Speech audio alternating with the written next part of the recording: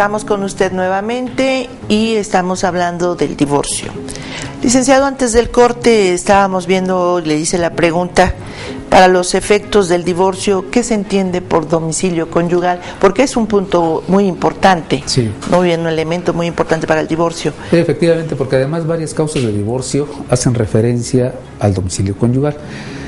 El domicilio conyugal debe entenderse, incluso por jurisprudencia de la Corte, como el lugar en el cual cohabitan los cónyuges con autoridad propia en la dirección del hogar. Estas características que da la Corte en su jurisprudencia nos establecen muy claramente cuándo podemos entender que realmente existe un domicilio conyugal. Muchas veces sucede que los cónyuges se van a vivir a casa de los padres de alguno de ellos, de los suegros, vamos, y no tienen esa autoridad propia ni esa autonomía en la dirección del hogar. Y en estos casos, legalmente no se considera como un domicilio conyugal. ¿Cuál es la trascendencia de que exista o no exista un domicilio conyugal? Por ejemplo, en el caso de abandono, si uno de los cónyuges se va del domicilio en el que cohabitan, pero viven con los suegros, por ejemplo, legalmente no existe domicilio conyugal y por lo tanto no hay causa de divorcio. Exactamente. Entonces, por ello es tan trascendente, pues, esta jurisprudencia de la Corte, donde nos precisa qué es lo que debemos entender domicilio conyugal para que a partir de ahí se puedan acreditar las causas que se pretendan invocar. Sí, lo que técnicamente se dice, viven de arrimados, así lo dice la Suprema Corte, que domicilio viven de arrimados, porque no tienen esa independencia, esa autonomía, o sea, la mujer no ordena, no dispone, porque vive con sus suegros, ¿no? Claro. Desafortunadamente a veces comparten la cocina, comparten la sala, comparten, entonces todo lo que está ahí es de los suegros, no es de ella. Ella no puede mover nada porque la suegra se molesta, porque quien manda ahí es la suegra o el suegro. Claro. Y hay muchas situaciones que también observamos más en el campo, ¿no? En los distritos donde veíamos que yo estuve en algunos distritos en donde pues se la llevaban a vivir precisamente con los padres. Claro. Y ahí estaban, y entonces cuando pues había un conflicto, ella se salía y decía, oye, pero te voy a acusar de abandono. No lo es.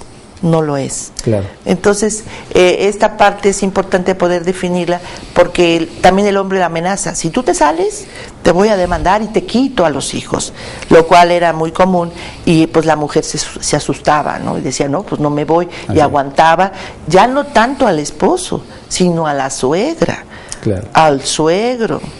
Y si era una familia amplia, a la cuñada, al esposo de la cuñada, o sea, era todo un tema, porque también, ya saben, la familia se une para bien, pero también se une como para mal, cuando se ponían todos frente común contra la mujer que llegaba ahí, ¿no? Entonces sí, es todo, en esa parte es importante que la gente lo sepa, que cuando vivan en casa del suegro, pues si no está definitivamente a gusto y hay problemas, se puede salir, ¿verdad? Y después tramitar y promover o ir a las terapias, a orientación familiar o a una conciliación. O sea, no llegar inmediatamente al divorcio, como lo dije al principio, sino buscar alternativas, opciones, hasta que el divorcio sea el último recurso. Comúnmente cuando la pareja se enoja, pues usa la palabra mágica, ¿no? Nos divorciamos a la hora que quieras, como quieras, ¿dónde te firmo? Después se está uno arrepintiendo, porque pues porque ya lo dijo, ¿no?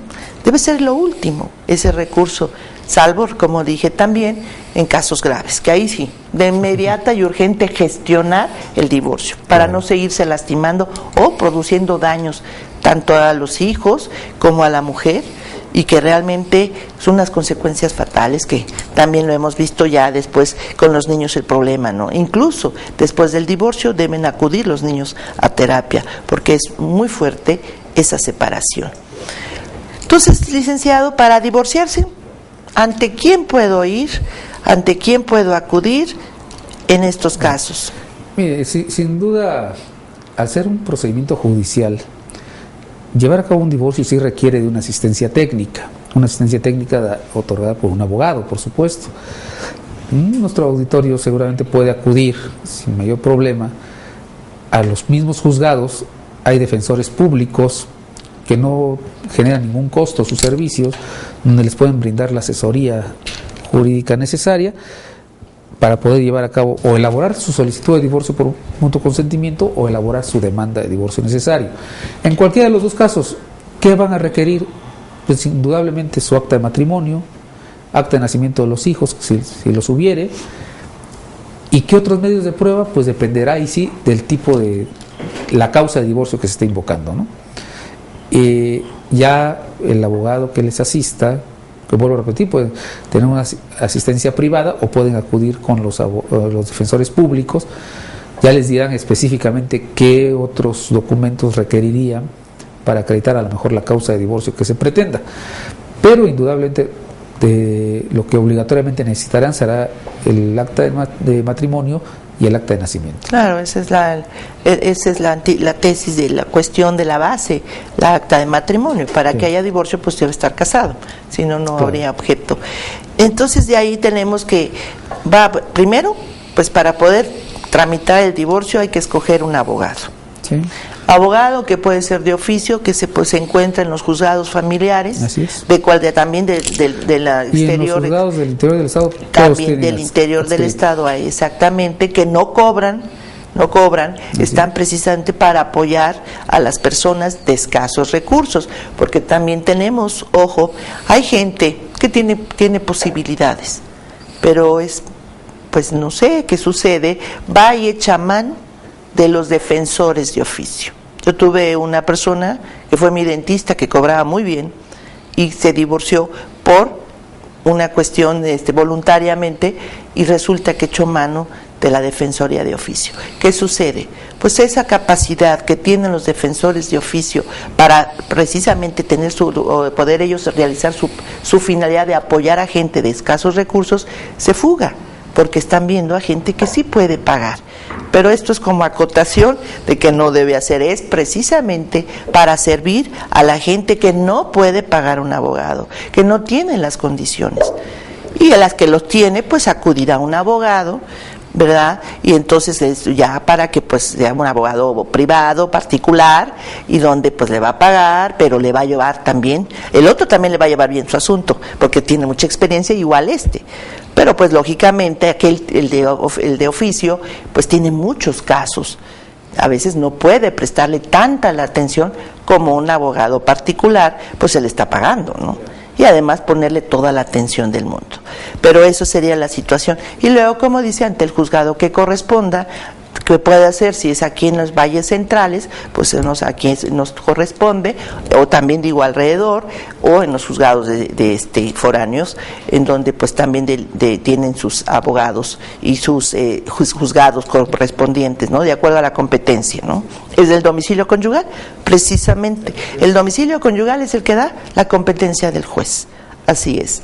Entonces también ya vimos los requisitos, pues de acuerdo a la causal que corresponda, que quieran probarse, pues viene todo la documental o las probanzas, ¿no? Claro. Como son pues los testigos, yo vi cuando le pegó, yo vi cuando la corrió, yo vi que la sacó en pullones, o yo vi cuando el señor se subió y agarró sus maletas y se fue en un taxi o en su auto, ¿no? Entonces, todas esas pues son probanzas para poder acreditar esa causal que les interesa. Y dentro de el matrimonio sucede a veces, o antes, perdón, del matrimonio, pues se supone, antes del matrimonio no, antes del divorcio, se da lógicamente los problemas, ¿no? Está el latente, están casados y empiezan los problemas. Entonces, pueden existir, y la mujer se decide a divorciarse, y pueden existir entonces medidas provisionales. Cuando la mujer quiere tramitar el divorcio, puede pedirlas antes del divorcio, durante el divorcio y después del divorcio, algunas medidas provisionales o precautorias. Claro, por supuesto. Si hablamos antes de tramitar el divorcio, los cónyuges, ambos, disponen de una alternativa legal que se llama separación de cónyuges, a través de la cual se solicita también judicialmente que sea separado, ya sea extraído del domicilio conyugal o permanezca en el domicilio conyugal y sea separado el otro cónyuge del domicilio conyugal. ¿Con qué finalidad? Para que si se pretende iniciar un juicio de divorcio, por ejemplo, se pueda iniciar libre de cualquier tipo de agresión, de cualquier tipo de coacción, y los cónyuges no tengan la necesidad de estar involucrados en un juicio y además cohabitando, ¿no? Lo cual podría generar una situación incluso de riesgo, ¿no? Entonces, la ley, por supuesto, da esta alternativa de solicitar una separación de cónyuge, que además se puede solicitar ya incluso durante el mismo juicio, no solamente antes. Exacto. Ya iniciado el juicio también puede solicitarse esta medida precautoria, que tiene como finalidad, repito, pues liberar a los cónyuges de una posibilidad de conflicto tal vez más grave, ¿no? O más gravosa en un momento determinado. Que no es la única. También durante el juicio podría solicitarse alimentos como medida provisional durante el procedimiento. Es decir, la ley establece diversas alternativas que pueden ser solicitadas durante el mismo juicio de divorcio, tendientes a proteger los intereses de los menores, los intereses o la integridad de la misma cónyuge, o la integridad física, emocional, sexual de los cónyuges, ¿no? Claro, incluso los bienes, ¿no? Claro. De que no se dañen los bienes o se haga algún... Se puede hacer aseguramiento exacto, de bienes, aseguramiento.